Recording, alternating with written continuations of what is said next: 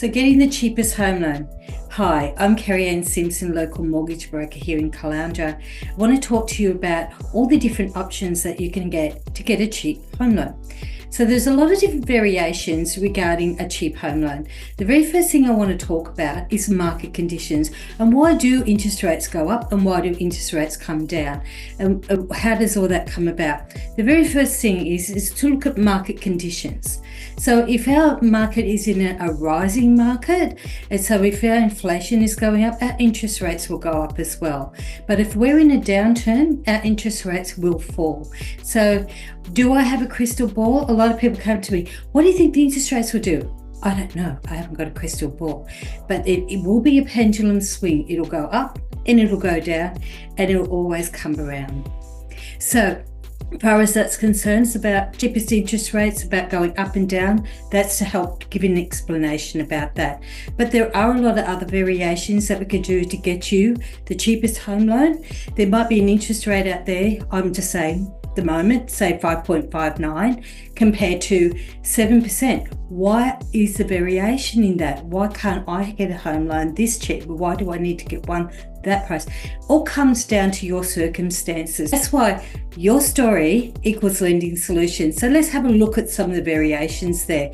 First thing is, maybe it could have a lot to do with your credit score.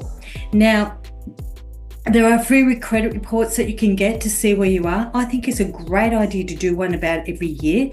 That you can get a free one every year for free. They're very quick and easy to fill out. There's some information on my website regarding to get one, or just send me a message and I can give you a link to a free one. Now, having a score over 660 is a really good place where you can get a really good cheap interest rate. So having a high score is really worthwhile. But the good part about having a credit report is to see what's on it. You might have something that's been on there for 3 or 4 years ago and you paid it out and it's still sitting there. Also, if you go to the bank, every time you go to the bank, there will be an inquiry onto your credit report as well. And that will affect your credit report as well. A lot of people don't know that. But so when you come to a mortgage broker, what we actually do is look at your circumstances, your situation. We take a lot of variations into account. We look at what you want to do before we even look at any lenders or any options for you. We do not touch your credit. We do not do any inquiries and we do not do anything like that. That's why it's a really good suggestion to use a mortgage broker. Deposit.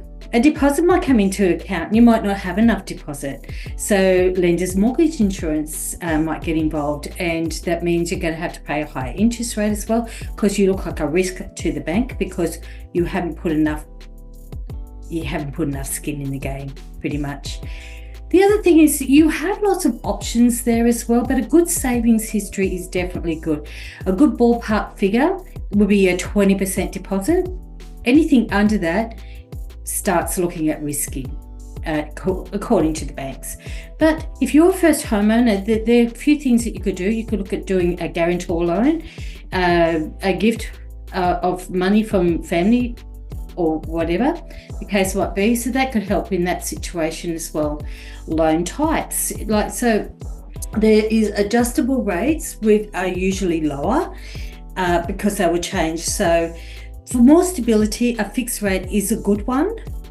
The thing with that is they're going to be a little bit higher because they need to sit well there, because economy, inflation is always going to change, and that's why our interest rates are going to go up and down. And that's why we're always wondering what's going to happen with the RBA every month. Anyway, I hope some of these things have helped. There's also lenders. Not all lenders are equal. So when it comes to lenders, they like to niche in certain areas. And there's a lot of things to think about, like some lenders will only do prime loans and some lenders do near prime.